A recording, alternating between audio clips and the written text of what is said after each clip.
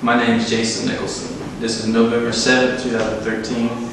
This is speech 205. Should baseball have head protection for their pitchers? We have been playing baseball since the 1800s.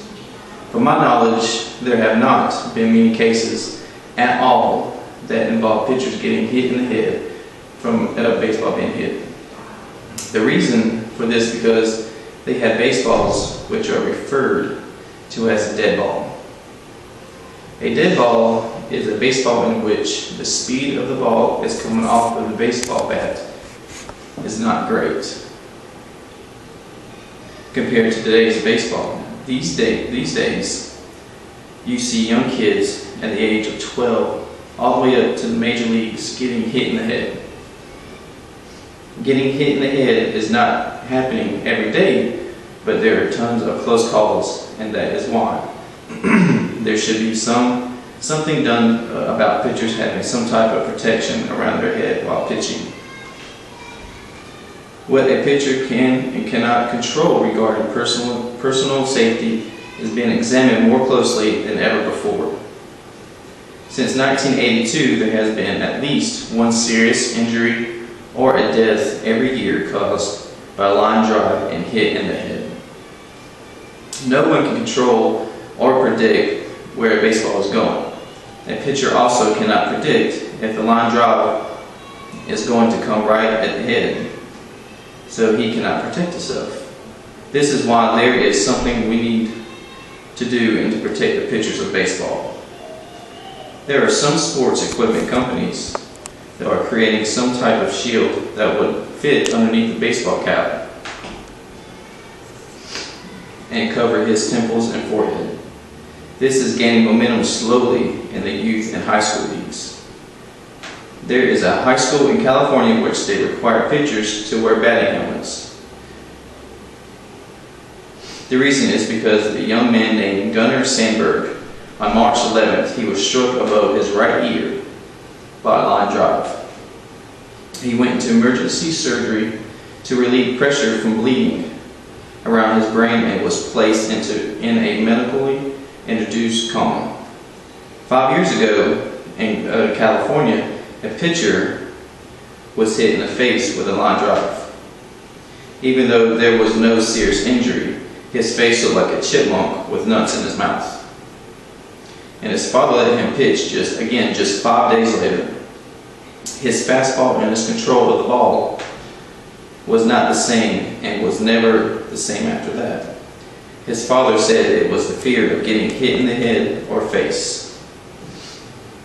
Another kid named Brady Lee Frazier from Burlington, Vermont, died after being struck in the head by a line drive.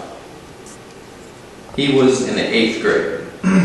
The officials in Vermont and New York are in the process of inquiring about pitchers wearing headgear.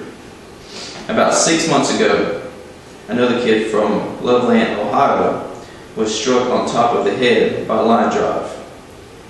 His name was Cole, and he was about 14 years old. Cole was struck so hard that the ball carried to the first base dugout.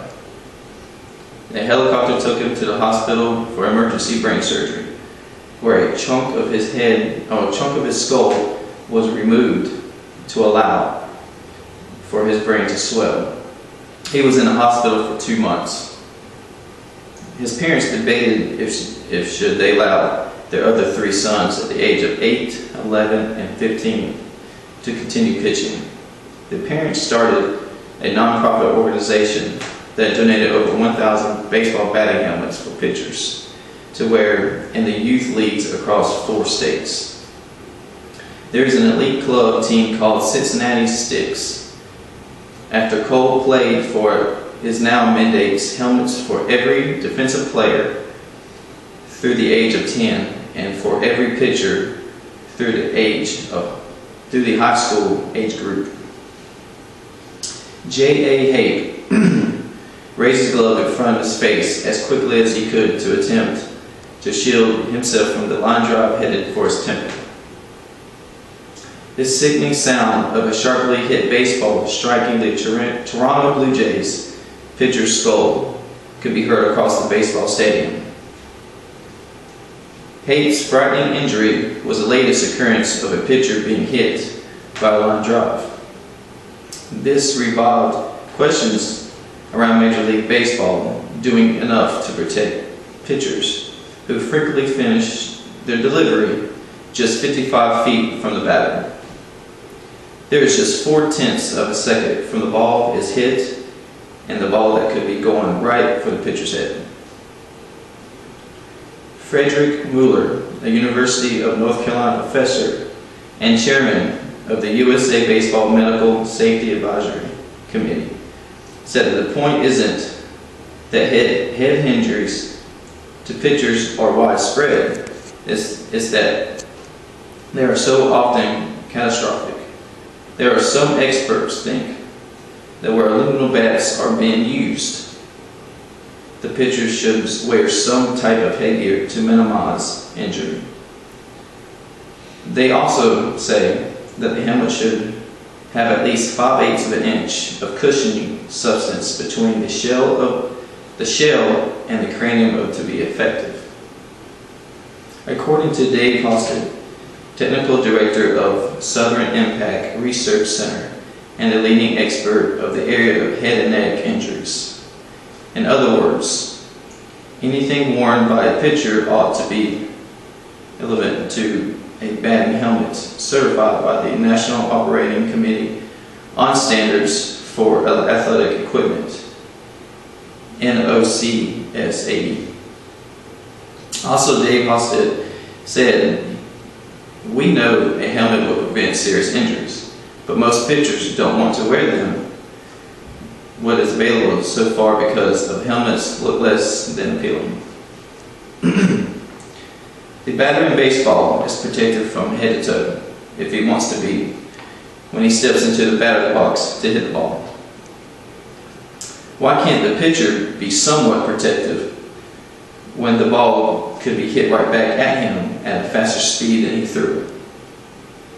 Some pitchers think that they might be laughing stock of baseball if they wore a baseball helmet to pitch. Some pitchers don't care, and some of the part of the game. And some type of protective hat is to try to help from getting hurt so badly. If that does happen to them, if Major League Baseball won't do anything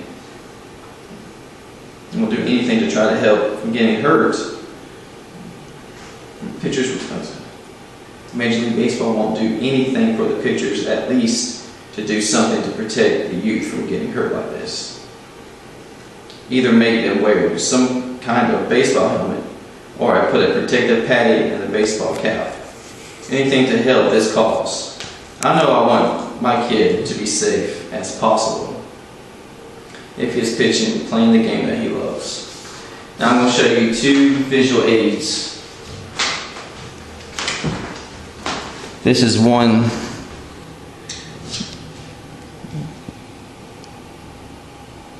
that is one thing that the sports information is talking about getting padding around their head in the baseball.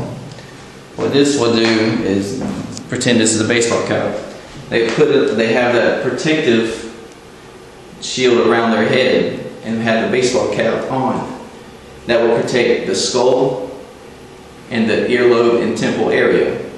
So anytime a baseball will be hit, that padding will help.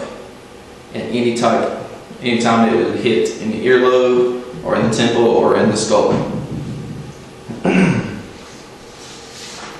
And this is another visual aid where that metal bar right here would go across the forehead, and this right here would go around the temple right here to protect everything a baseball will hit. That would be the earlobe, the temple, and the forehead. Thank you.